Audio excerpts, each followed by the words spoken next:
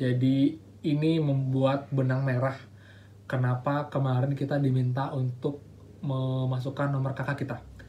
Lalu berikutnya mengenai pencairan insentif teman-teman. Jadi info terupdate dari teman kita adalah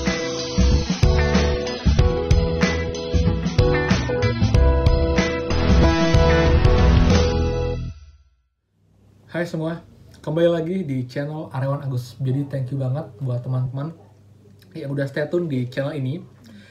Dan teman-teman yang belum tahu, channel ini adalah channel yang membahas banyak sekali hal tentang program Kartu Prakerja dan juga informasi penting lainnya teman-teman.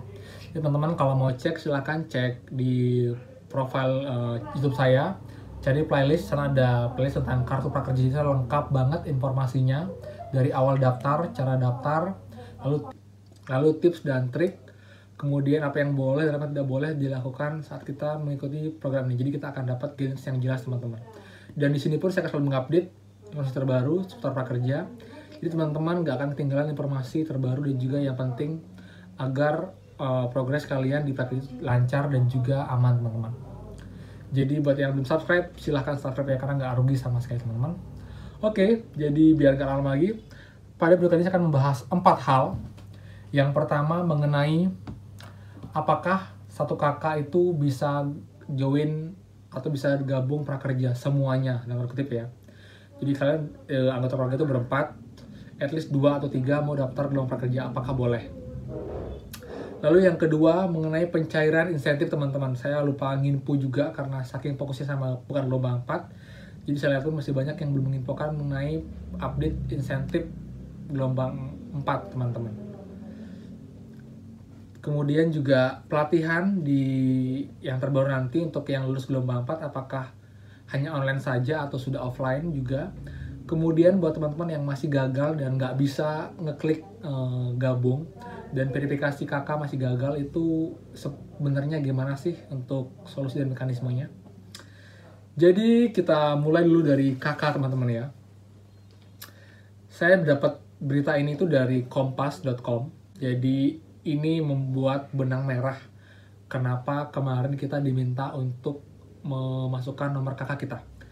Awalnya saya khawatir dengan nomor kakak ini kita akan dibatasi untuk satu kakak hanya boleh satu nick atau satu anggota keluarga aja. Tapi ternyata tidak teman-teman. Jadi kakak ini tujuannya adalah untuk menggantikan swafoto atau foto selfie kita saat mendaftar saat mendaftar prakerja. Jadi juga teman-teman kita yang bertanya, kak kok adik saya daftar kemarin dia nggak diminta untuk selfie atau swafoto. Jadi jawabannya adalah karena itu diganti sekarang dengan memberikan input nomor kakak.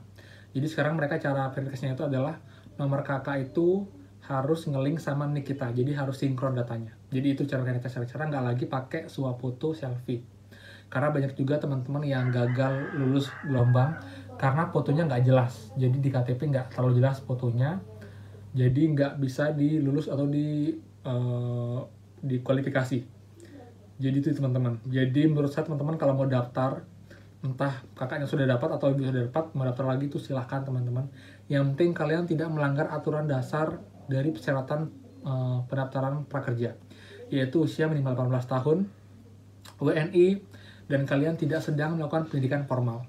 Lalu syarat lain juga yang terbaru adalah kalian bukan golongan yang dianggap atau dilarang mengikuti program prakerja. Contohnya PNS, DPR, Polri, TNI, kemudian perangkat desa dan sebagainya, bisa kalian cek di peraturan terbaru Perpres nomor 76 tahun 2020. Oke, itu satu jawab ya teman-teman. Jadi saya teman nggak nanya lagi apakah boleh satu kakak itu hanya satu atau boleh dua-duanya atau mungkin semuanya. Jawabannya boleh. Lalu berikutnya mengenai pencairan insentif teman-teman. Jadi info terupdate dari teman kita adalah pencairan insentif yang cair itu terakhir tanggal 5 Agustus. Tanggal 6 dan juga tanggal 7, sementara ini nggak ada info cair. Tapi beberapa info sudah sedang diproses teman-teman. Dan kebetulan sekarang juga hari Sabtu dan juga Minggu. Jadi biasanya Sabtu Minggu itu nggak ada pencairan, kecuali memang urgent banget. Biasanya hanya BNI dan juga link aja yang bisa pencairan di weekend atau di Sabtu dan juga Minggu. OPPO dan GoPay biasanya akan dicairkan di minggu depannya, itu di hari Senin atau Selasa teman-teman.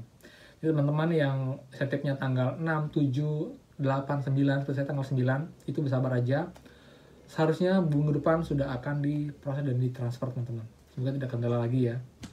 Berikutnya mengenai pelatihan di gelombang 4 itu lulus, apakah hanya offline atau masih online? Itu yang lain teman-teman. Jadi saya akan jawab di sini teman-teman ya.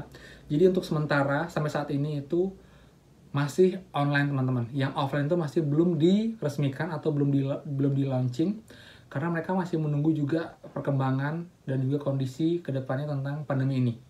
Jadi buat teman nanya apakah nanti pelatihannya ada yang offline atau hanya offline saja, jawabannya tidak. Jadi sementara masih online. Mungkin di akhir Agustus atau di September baru ada perkembangan lagi apakah bisa dilakukan secara offline. Tapi memang mereka bilang fokus ya, jadi mereka mengusahakan agar di gelombang 4 ini nanti yang lulus itu bisa menikmati pelatihan offline, tapi tidak di semua tempat teman-teman.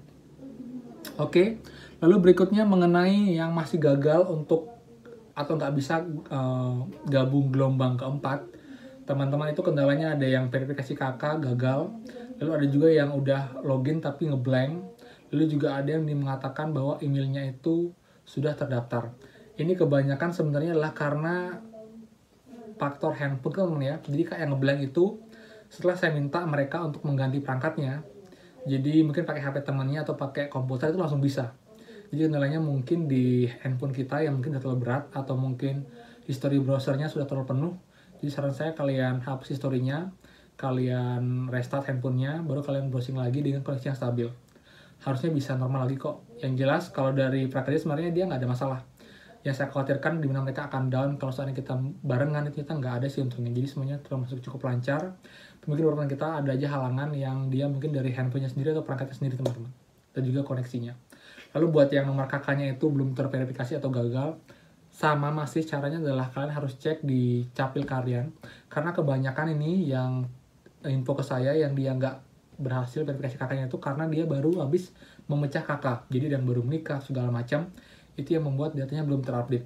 Jadi teman-teman saran saya adalah menghubungi capil, lalu kalian minta untuk diupdate datanya. Kalau mau lebih pasti kalian bisa datang ke kantor ke catatan sipil itu di daerah kalian. Itu biasanya nggak lama kok kalau nggak rame ya. Jadi mungkin hanya 30 menitan. Kita cukup bawa KK, KTP, dia akan bantu upload data kita agar tersimpan di database di capil pusat. Jadi nanti pun prakerja akan bisa baca nomor kakak kita. Itu ya teman-teman untuk video kali ini. Semoga videonya bermanfaat. Jadi buat teman-teman, please, dan kalau emang kalian perlu banget informasi prakerja, kalian bisa subscribe channel ini dan nyalakan lonceng notifikasinya. Dan buat teman-teman, karena terkadang itu komen di YouTube saya itu banyak banget, bukannya gimana ya, tapi emang jujur ya, karena nggak cuma satu video ya, dari banyak video itu bisa lebih dari sampai 300-an komen yang kalau total di setiap harinya. Jadi saya nggak bisa balas semuanya satu persatu, jadi saya akan cari waktu, mungkin setiap hari itu 1 jaman untuk membalas komen-komen aja, tapi nggak semua akan saya balas. Dan buat teman-teman yang pertanyaan yang urgent banget dan harus saya jawab, teman-teman bisa follow Instagram saya di Aryawan Agus, dan kalian bisa DM di sana. Saya akan jawab pertanyaan teman-teman seputar prakerja di DM Instagram. Pasti akan saya balas, tapi mungkin akan lebih lama sedikit kalau memang saya ada kesibukan teman-teman. Tapi kalau tidak, saya akan balas sesegera mungkin. Jadi teman-teman itu aja, semoga video bermanfaat. Kalau salah kata saya mohon maaf, dan saya doakan teman-teman bisa lulus gelombang 4 ini teman-teman ya. Dan besok saya akan upload video mengenai update tentang karyawan swasta yang gajinya di bawah 5 juta itu akan mendapatkan insentif Rp6.000. Saya sudah mengumpulkan banyak informasi, jadi akan saya buatkan videonya besok. Jadi teman-teman jangan sampai ketinggalan. Oke? Dan sampai jumpa lagi di next video. Dadah.